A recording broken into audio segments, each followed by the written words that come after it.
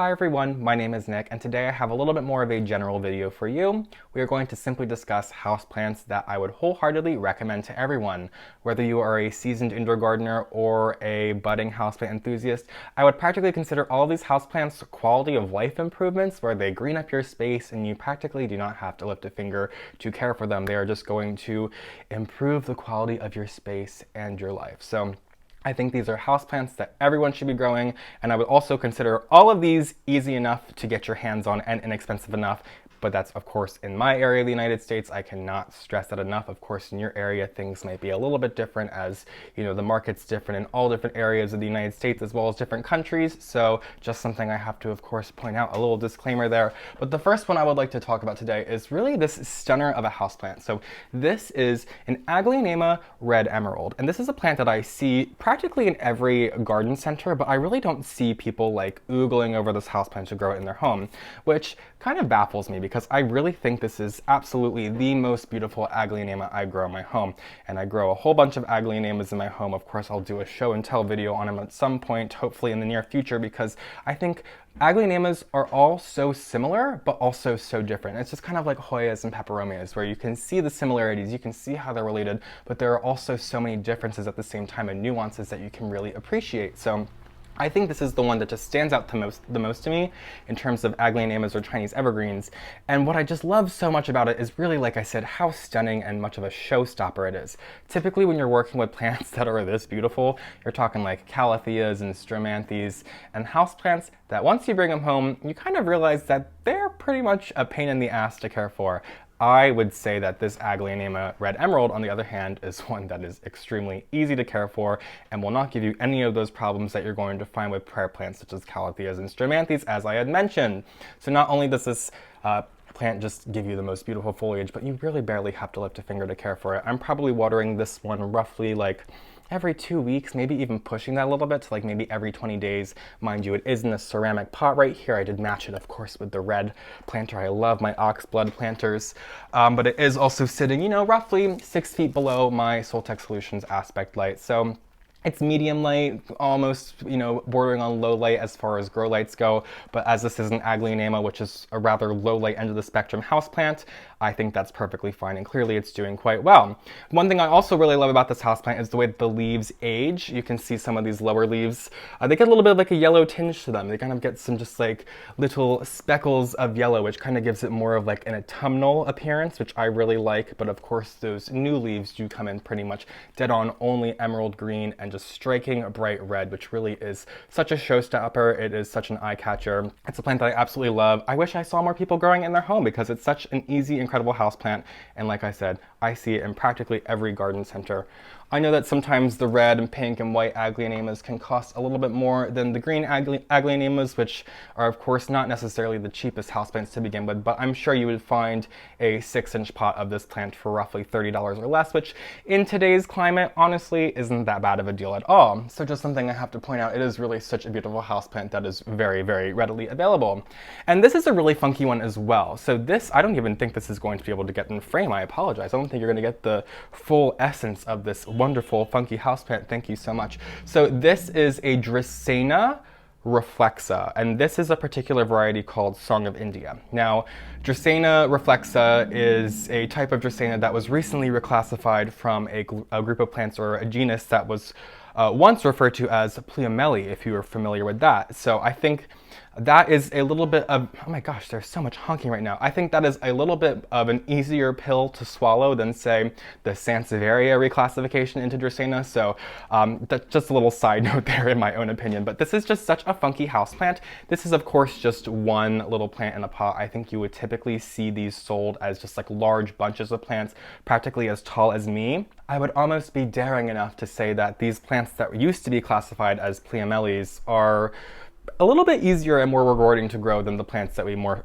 know as Dracaenas, such as Dracaena Janet Craig and Dracaena marginata. While incredible houseplants and are very common and widespread houseplants for good reason because they are ridiculously easy to grow, this is one that can just withstand a little bit more sunlight, and you know, that's something that they would grow like outside in Florida. You'd see it as like landscaping a lot, but this is of course in my area of the United States much more suitable as a houseplant, but it really does grow much faster. You can see very clearly where I purchased this plant because of how small these leaves are and how it's grown at least 6 inches of new growth since then. And I've really only had this plant for like 8 months to a year or so.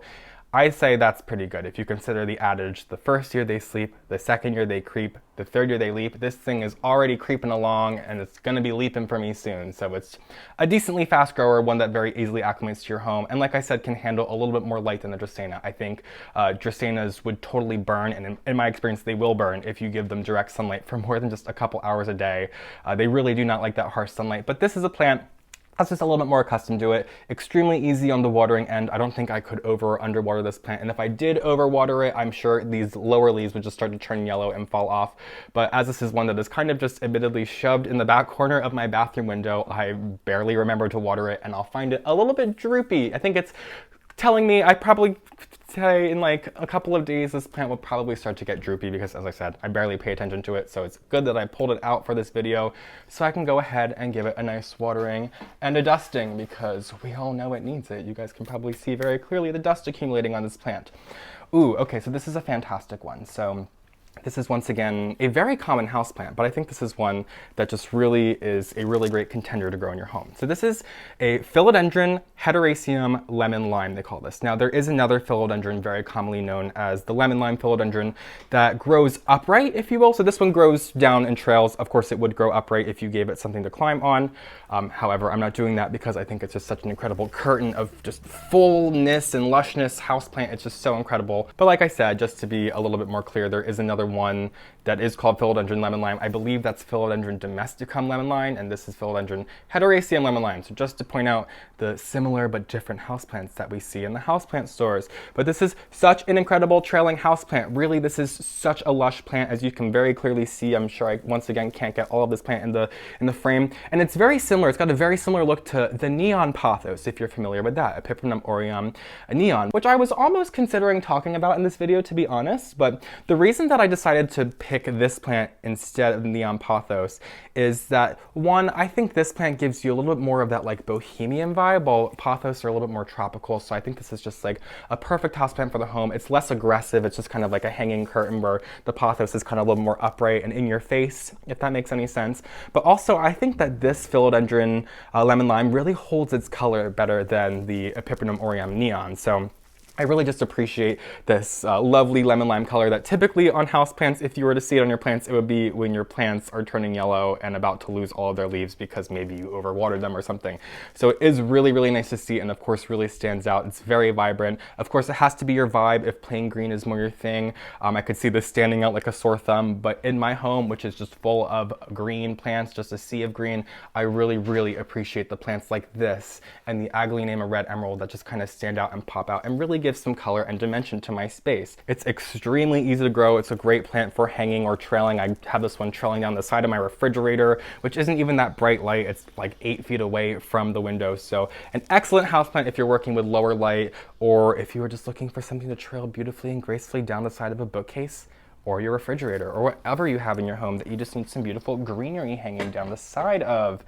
Okay, so this is very similar. I want to talk about this one. So this is a plant that I think gets once again kind of overlooked, but I think is really fantastic. So this is Peperomia Scandans. This is a very similar looking houseplant to, of course, the one I was just talking about, the Philodendron hederaceum, which is also known as its alias, Philodendron Scandans lemon lime. So Peperomia Scandans, Philodendron Scandans, can you see where the names kind of come into play with each other?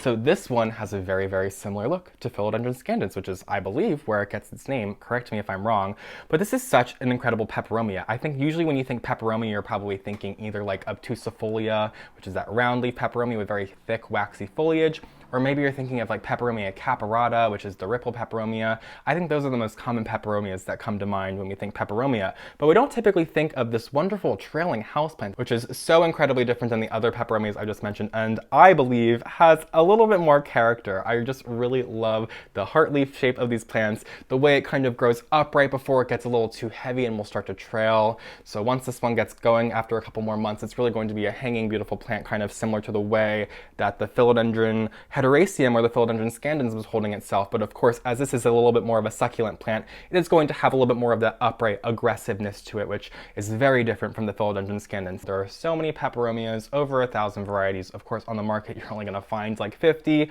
but that is plenty. That is plenty enough of peperomia to love. And while there are a ton of peperomias on the market, there are also a couple of other types of Peperomia Scandans, not just this variegated one, although surprisingly this is probably the most prevalent one, but there's also the plain green as well as a couple of other sports that are out there. One of my close friends actually recently discovered a sport that is silver, has a silver hue to it, so it's quite wonderful. So many different kinds. So not only is there so many types of peperomia to fall in love with, but there's so many types of Peperomia Scandans to fall in love with. So I really enjoy this plant. It really is such an underrated peperomia that I think people just really don't care about. I mean, I don't think people really care about peperomia in general, if we're being honest. I think people care a little bit more about plants like Hoya. So this is a Hoya pubicalyx. This is the Hoya that is most prevalent in my home. I grow like 5 or 6 of these in my home. I couldn't tell you exactly, but I just can tell you every time I'm trying to downsize on my plants, I think, I know I have 5 or 6, I don't even know, Hoya pubicalyx. Can I get rid of one? The answer is no. I love them all too dearly. This is actually, fun fact, the first Hoya that I ever grew in my home. I got this one as cuttings from somebody I was trading with, I think 3 or 4 years ago. Probably 3 years ago. I'm just young and overestimate time quite often.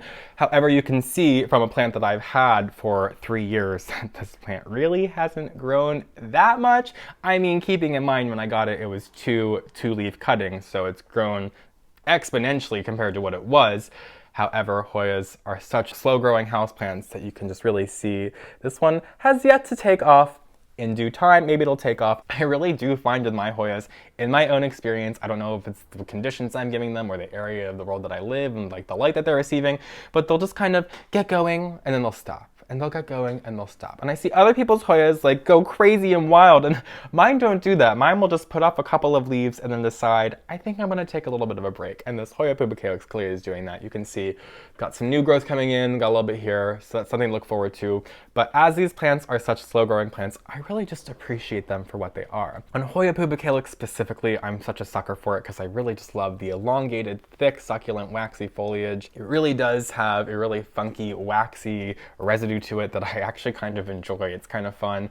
And of course, in due time, this plant will flower for me. It's going to take some time just because it is quite small still, although I have had the plant in my possession for some time. So I wouldn't be surprised if it randomly spits out a peduncle and blooms for me, which I would of course appreciate. But just for now, I'm letting it do its thing. This one sits probably about 3 feet away from a southern facing window, as it has for quite some time. I actually even put this one outside in the summertime, kind of expecting it to grow more than it did, but it really did nothing. So as I said, the first year they sleep, the second year they creep, the third year they leap. This one still seems to be sleeping, but hopefully someday soon it will get leaping. So can only hope for that. But what else do I have to talk about today? Oh, this one is a fun one. So this one, it's a little popular. It's a little, I don't want to say overrated because I love this houseplant. It's not underrated though, I can tell you that much. So this is Epipremnum pinnatum Cebu Blue. So this is just what they call the Cebu Blue pothos. And why I'm just so keen on this houseplant is similar to the Philodendron hederaceum lemon lime. I do think that the Epipremnum pinnatum versus Epipremnum aureum, which is like your standard golden pothos or the neon pothos that I was mentioning earlier, I do think that this one has a little bit more of like a bohemian vibe. It's more relaxed, while the Epipremnum aureum, I think, gives off a little bit more of a tropical vibe, which is fantastic by all means. But I think for me in my home, with all my wood and my ceramics and stuff, I think I'm a little bit more feeling like that vintage bohemian vibe myself. So I kind of lead towards that end, where I know a lot of people like the more tropical foliage. So it's to each their own, but I really do think that this one stands out amongst the other pothos or Pipernums just because of that reason alone. Of course, the blue coloration really doesn't hurt either. I really love the color. In fact, I will say that I have my Philodendron hederaceum and one of my Epipremnum pinnatum Cebu Blues sitting right next to each other on top of my refrigerator because I love the way that the yellow foliage looks with the blue foliage. Of course, the one I have in my refrigerator is much fuller than the one I had for example today, but of course I'm going to choose the smallest plant to hold as my example because it's just so much easier on me. But this is such a great houseplant. This is one that I, of course, propagated from cuttings.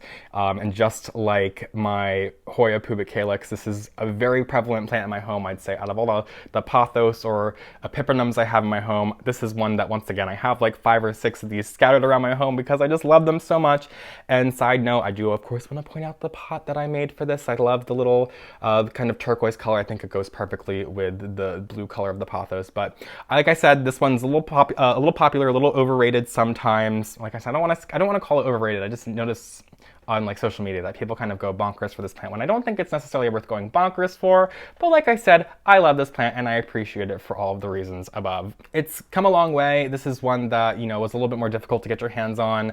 I know outside the United States, I would not consider this a common plant whatsoever. This is a plant that's really only common in the United States, at least in my area of the United States, Philadelphia. This is one that you could walk into houseplant stores these days and you're gonna find it in like little hanging baskets, or maybe you'll walk into your local Lowe's or Home Depot or Walmart and you'll find it growing in the exotic angel collection. I know they have that now. I've been seeing the Monstera Siltepecana in that collection. Have you guys been seeing that? I'm like, whoa, that's such a cool houseplant. And I would love to see it in mass quantities like you see with these big full baskets of Cebu Blue. So totally off topic, but I wouldn't mind running into a Lowe's and finding a full pot of Monstera Siltepecana. I love it. It's so fantastic. Anyway, Epipremnum, pinnatum, Cebu Blue. I'm totally getting off topic. I know you guys don't really care about that, but I'm going to move on because now I am just rambling about this ever so lovely houseplant. Hopefully in the areas of the world in the United States where it is less prevalent, it will become a little bit more widespread soon because it's such an incredible houseplant, and it kind of confuses me why it's not as readily available, because just like the golden pothos and the neon pothos and all of the above, it is so easy to propagate. A couple of the ones I have in my home are propagations that I've done because it's just such a fast grower, just like golden pothos. So in due time, if it's not in your area, I feel very confident that in due time it is going to be a very common houseplant, just like it is now in my area. So the last one I'm going to talk about today is one of my favorite houseplants. This is Peperomia Scandans. I'm sure I've talked about this plant in countless videos, although I don't think I've talked about it in a couple of months, so give me a pass. But this is just really one of my favorite houseplants. You can see how excited I'm getting to talk about it. It's just so darling. It is so incredibly felted. I think sometimes they call this like the felted pepper face plant. But oh my god, yes, that's what it says. Felted pepper face, as you can see right here. So Peperomia Scandans, and I really just love the little bit of like differences, like I was saying with the Peperomia Scandans, that makes this plant so different than the other peperomias that I'm so used to seeing. It's a succulent houseplant, but the way that the leaves feel make it kind of feel less succulent than, say, the Peperomia obtusifolia, simply because this plant is not waxy at all. Instead of being waxy, this plant is completely felted, as we said. It's literally completely encased in a layer of felt that I don't even know how well it's showing, and I'm sure I'm just getting dirt all over the leaves, but it is so incredibly wonderful. I'm never able to keep my hands off it. The entirety of the plant, the petioles, the stem, everything is completely just covered in this layer of fuzz or felt. These characteristics that this plant has, the feltedness and the blue glaucous color, kind of translates as this plant takes sunlight incredibly well, which is why I'm growing it in my southern facing windows. But it really is such a great plant if you are struggling to find something for your window because it's too bright and you don't want to grow cacti or succulents. Although this is a decently succulent plant, I would say this is much more on the realm of a houseplant, and one that I absolutely love and, like I said, would recommend to practically everyone. Of course, do you need a little bit of a bright light space to grow this? I'd say yes, for it to grow to its fullest potential, but this is once again one that I actually grew right next to my refrigerator, which is like 8 feet away from a window, and I think it actually flourished there. Of course, it just had to acclimate to that space over time. I think if I just brought this right home from a greenhouse and just shoved it in a darker corner of my home, it wouldn't take very well. But say if you were like propagating cuttings of this plant and starting it in a darker area, I think it would do decently well.